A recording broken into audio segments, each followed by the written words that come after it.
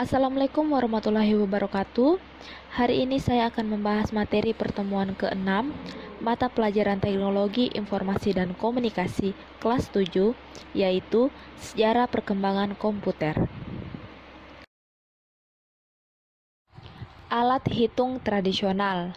Sejak zaman dahulu, manusia sudah terbiasa menggunakan alat bantu dalam melakukan perhitungan. Salah satu contoh alat perhitungan kuno adalah abakus. Abakus kini masih digunakan di Cina dan beberapa negara di Asia, meskipun perkembangan teknologi membuat penggunanya semakin berkurang. Sebagai alat hitung, abakus dapat digunakan untuk melakukan perhitungan-perhitungan yang umum dilakukan sehari-hari, seperti penambahan, pengurangan, perkalian, pembagian, perhitungan pangkat 2 dan akar pangkat 2. Pada tahun 1642, seorang matematikawan, ilmuwan, dan filsuf Prancis, Blaise Pascal, menemukan kalkulator otomatis yang pertama. Kalkulator tersebut dapat melakukan penjumlahan dan pengurangan dengan cara menggunakan seperangkat roda gigi yang saling berhubungan.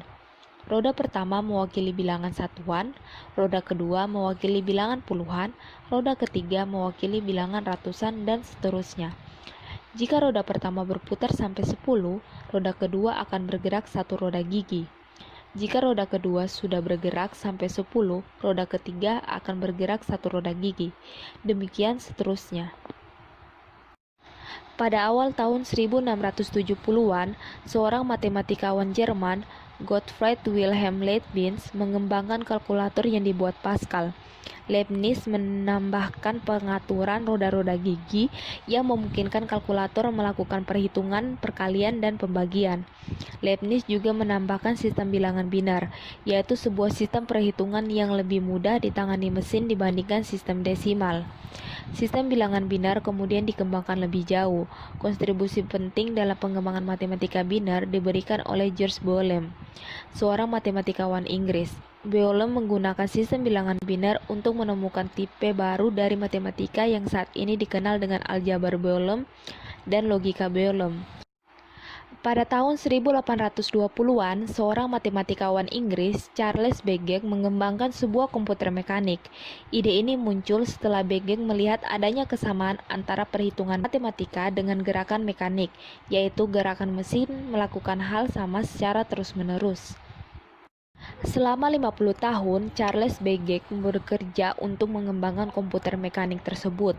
Pada tahun 1842, Babbage berhasil membuat komputer mekanik versi pertama yang disebut dengan differential engine.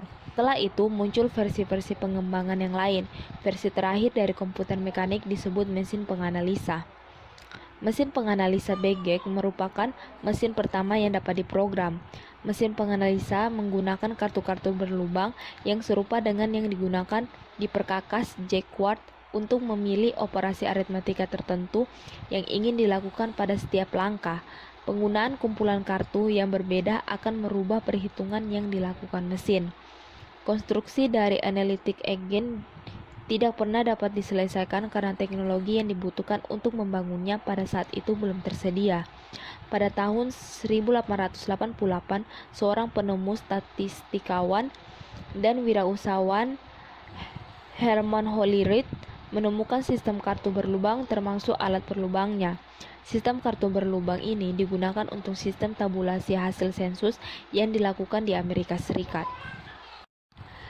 Mesin Hollerith membuat perhitungan hasil sensus pada tahun 1890 menjadi lebih cepat dan ekonomis pada saat itu. Dalam sehari, 56 mesin tersebut dapat menabulasi informasi sensus lebih dari 6 juta orang. Pemerintah, institusi, dan industri menemukan penggunaan lain dari mesin Hollerith. Pada tahun 1896, Hollerith mendirikan Tabulation Machine Company dan terus berusaha untuk mengembangkan mesinnya. Pada tahun 1911, Hollerith menjual sahamnya. Perusahaan tersebut kemudian berubah nama menjadi Computing Tabulation Recording Company. Kemudian pada tahun 1924 namanya kembali berubah menjadi IBM.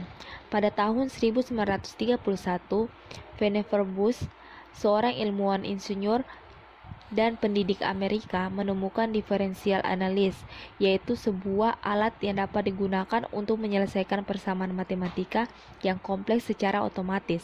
Alat ini merupakan pelopor komputer modern. Mesin perhitungan tersebut mempunyai ukuran yang sangat besar dan sangat berat karena terdiri dari ratusan roda gigi dan poros yang berfungsi untuk melakukan perhitungan.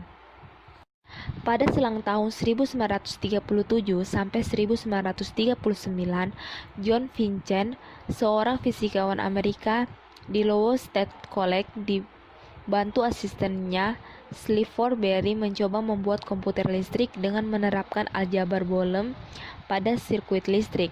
Perbedaan ini didasarkan pada hasil kerja George Boole berupa sistem aljabar biner, yang menyatakan bahwa setiap persamaan matematika dapat dinyatakan dalam kondisi benar atau salah, atau bilangan 1 atau 0. Setiap kondisi benar diaplikasikan dengan sirkuit yang terhubung dan setiap kondisi salah diaplikasikan dengan sirkuit yang terputus. Dengan mengombinasikan sirkuit-sirkuit tersebut, perhitungan matematika dapat dilakukan. Atanasov dan Berry berhasil membentuk komputer listrik yang pertama yang disebut dengan Atanasov-Berry komputer atau ABC. Konsep Atanasov kemudian digunakan oleh John W. Monchin dan John Presper Eckert Jr. dalam pembuatan ENIAC. Yang pertama yaitu komputer generasi pertama. Komputer generasi pertama dikembangkan dengan karakteristik bahwa komputer tersebut dibuat untuk melakukan pekerjaan tertentu yang spesifik. Komputer sulit diprogram dan memiliki kecepatan yang terbatas. Komputer generasi pertama menggunakan tabung vakum dalam jumlah yang besar yang mengakibatkan ukuran komputer menjadi besar. Untuk menyimpan data, komputer menggunakan silinder magnet. Selain ukurannya yang besar, komputer generasi pertama juga membutuhkan daya yang sangat besar. Selama Perang Dunia Kedua, komputer dikembangkan untuk kebutuhan perang. Pada tahun 1941, seorang insinyur Jerman bernama Kurt Zeiss membangun sebuah komputer yang diberi nama Z3. Sebelumnya, Zeiss mendesain dan membangun kalkulator digital elektronik yang digunakan untuk merelay telepon listrik.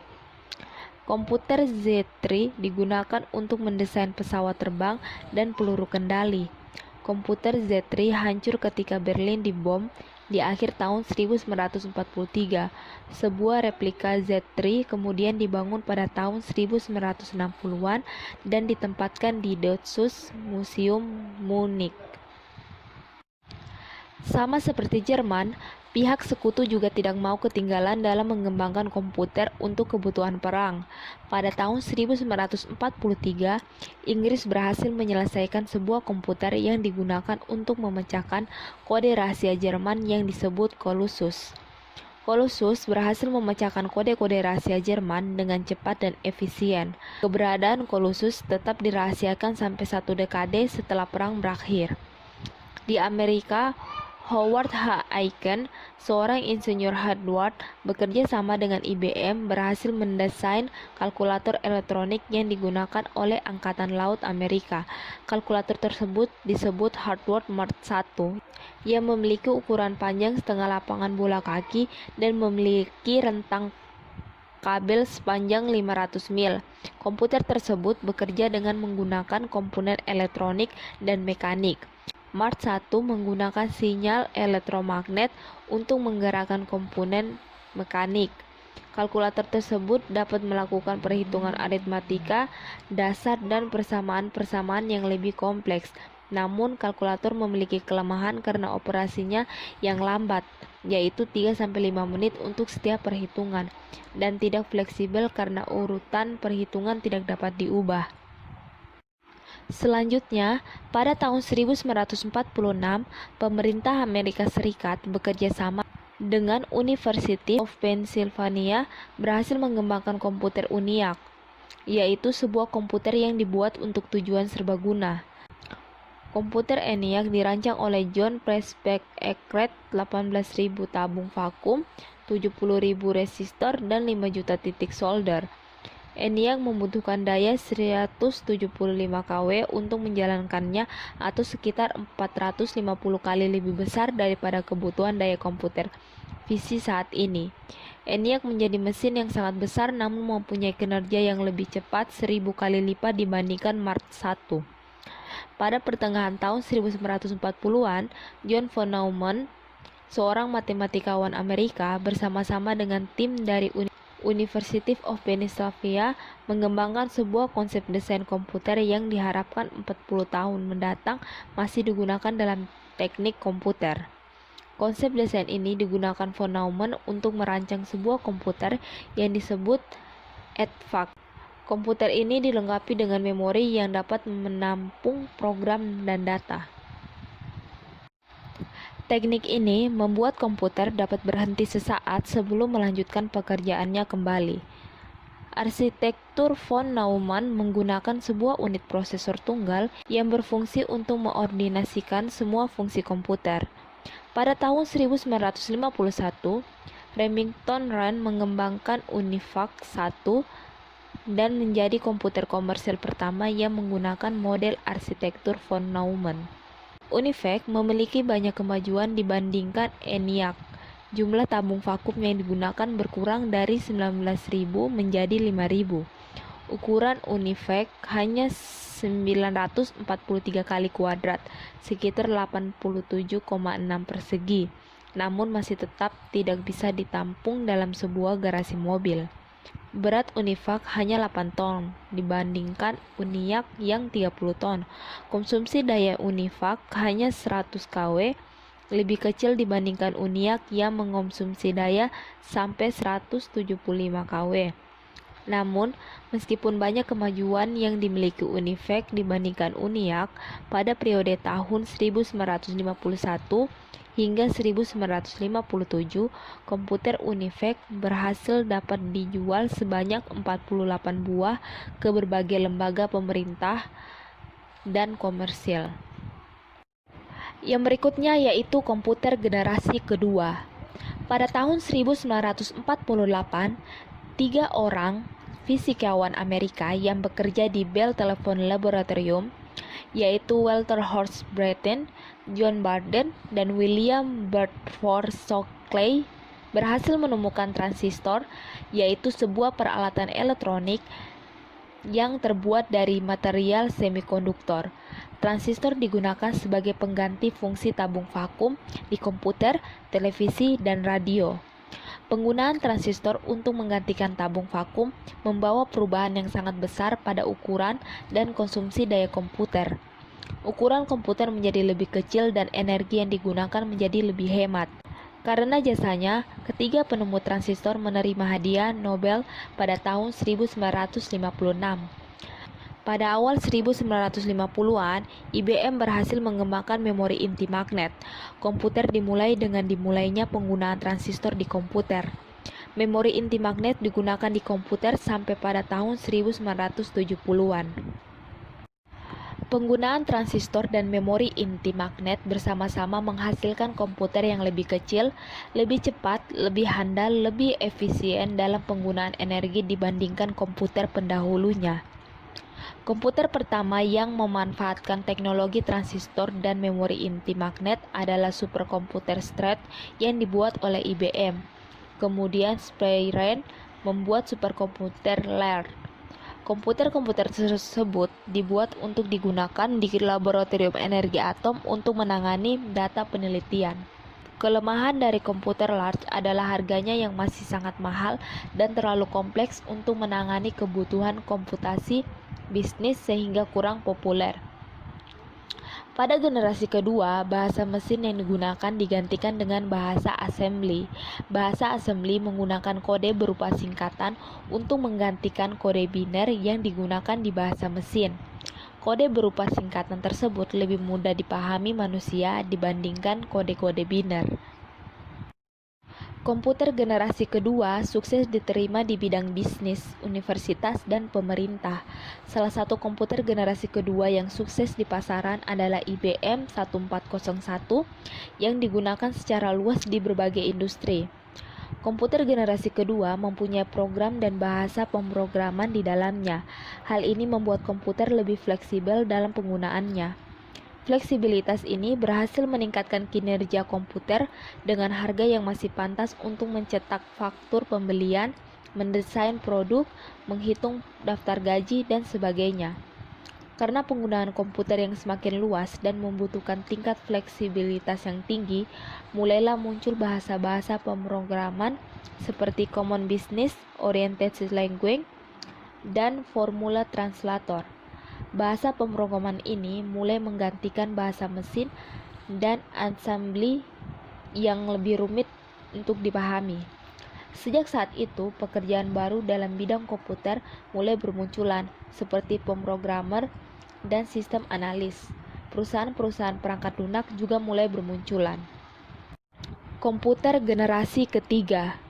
Transistor sukses menggantikan tabung vakum dan memberikan kemajuan penting dalam mengembangkan komputer. Transistor berhasil membuat ukuran komputer menjadi lebih kecil dan konsumsi energi yang lebih hemat. Namun, transistor masih memiliki kelemahan, yaitu menghasilkan panas yang cukup besar yang berpotensi merusak bagian-bagian komputer lainnya. Pada tahun 1958, Jack Kilby, seorang insinyur elektro Amerika, menemukan sirkuit terintegrasi. IC digunakan dengan cara mengkombinasikan 3 komputer elektronik dalam sebuah piringan silikon kecil yang terbuat dari pasir kuarsa yang disebut chip. Para ilmuwan kemudian berhasil memasukkan lebih banyak komponen-komponen ke dalam satu chip tunggal. Hasil dari penggunaan chip adalah komputer dapat dibuat lebih kecil karena komponen-komponennya dipadatkan dalam chip. Komputer generasi keempat. Selain ditemukannya chip, perkembangan komputer semakin cepat. Ilmuwan berhasil menyusun chip dalam sebuah sirkuit dan menghasilkan mikroprosesor. Mikroprosesor pertama adalah Intel 4004 yang dibuat pada tahun 1971 untuk digunakan pada kalkulator. Intel 4004 terbuat dari 2300 transistor dan dapat melakukan 60.000 perhitungan per detik. Mikroprosesor pertama yang digunakan untuk komputer adalah Intel 8008 yang dibuat pada tahun 1972. Intel 8008 terdiri dari 3.300 transistor. Kemudian pada tahun 1974, Intel mengeluarkan mikroprosesor 100.000 operasi per detik. Pada tahun 1989, Intel mengeluarkan mikroprosesor yang terdiri dari 1, juta transistor dan dapat menjalankan 20 juta operasi per detik. Seorang pioner semikonduktor Amerika dan sekaligus co-founder Intel, Gordon Moore, memprediksi bahwa jumlah transistor di chip komputer akan bertambah 2 kali lipat secara periodik, yakni setiap 24 bulan. Prediksi tersebut dikenal dengan hukum Moore. Pada pertengahan tahun 1900-an, chip dari Intel Pentium Pro mengandung 5,5 juta transistor. Ultraspeed 2 keluaran Sun Microsystems mengandung 5,4 juta transistor. PowerPC 620 yang dikembangkan bersama oleh Apple, IBM, dan Motorola mengandung 7 juta transistor, dan Alpha 21164A milik Digital Equipment Corporation mengandung 9,3 juta transistor. Selanjutnya, jumlah transistor yang dibenamkan dalam sebuah chip terus berkembang pesat sesuai dengan hukum Moore. Selain perkembangan kecepatan mikroprosesor, perkembangan komputer generasi keempat juga ditandai dengan penggunaan komputer untuk mengontrol peralatan-peralatan lain. Mikroprosesor kemudian ditambahkan pada peralatan-peralatan AC, lemari pendingin, mobil, dan sebagainya. Harga komputer yang semakin murah menyebabkan penggunaan komputer tidak hanya digunakan untuk keperluan bisnis. Masyarakat umum sudah mulai menggunakan komputer untuk keperluan sehari-hari, baik untuk mengakses informasi maupun untuk hiburan. Perangkat lunak seperti pengolah kata dan pengolah angka menjadi populer digunakan. Pada tahun 1981, IBM memperkenalkan personal komputer untuk penggunaan di rumah, kantor, dan sekolah. Jumlah visi yang digunakan melonjak dari 2 juta di tahun 1981 sampai 5,5 juta unit di tahun 1982. 10 tahun kemudian, 65 juta visi digunakan. Perkembangan teknologi jaringan komputer menyebabkan komputer-komputer yang ada kemudian dihubungkan dalam jaringan-jaringan lokal atau LAN dan jaringan internet. Jaringan tersebut memungkinkan satu komputer berkomunikasi dengan komputer lain untuk saling mempertukarkan informasi. Komputer kemudian menjadi sarana komunikasi dan juga sumber informasi. Berikut adalah contoh-contoh komputer generasi keempat. Yang berikutnya yaitu komputer generasi kelima. Komputer generasi kelima ditandai dengan penggunaan teknologi pemrosesan paralel, cara interaksi atau interface menggunakan bahasa alamiah, penggunaannya dan penggunaan teknologi kecerdasan buatan. Komputer generasi kelima menggunakan sistem pemrosesan paralel di mana beberapa mikroprosesor dikoordinasikan untuk dapat bekerja bersama-sama sehingga menghasilkan kemampuan komputasi yang sangat handal. Hal ini akan menyebabkan proses pengolahan data dan informasi dapat dilakukan dengan sangat cepat. Komputer generasi kelima juga ditandai dengan kemampuan untuk berinteraksi dengan pengguna dengan menggunakan bahasa alami pengguna sendiri. Sebagai contoh, komputer dapat mengenali suara pengguna dan menerima perintah dalam bentuk suara. Sebaliknya, komputer juga dapat mengeluarkan output dalam bentuk yang dapat dikenali oleh indera pengguna. Sebagai contoh, komputer dapat memproses teks menjadi output dalam bentuk suara. Selain kemampuan memproses paralel dan bentuk interface, komputer generasi kelima juga ditandai dengan kemajuan dalam bidang kecerdasan buatan. Perangkat-perangkat komputer yang ada sudah dapat berperilaku, berpikir, dan memberi respon yang menyerupai manusia. Selain itu, komputer juga dapat belajar dari pengalaman yang dimilikinya. Hal ini dapat terjadi karena komputer sudah dibekali dengan kecerdasan buatan yang meniru kecerdasan yang dimiliki manusia. Cukup sekian pembahasan materi untuk pertemuan ke-6. Untuk pertemuan selanjutnya akan dibahas di next video. Terima kasih. Wassalamualaikum warahmatullahi wabarakatuh.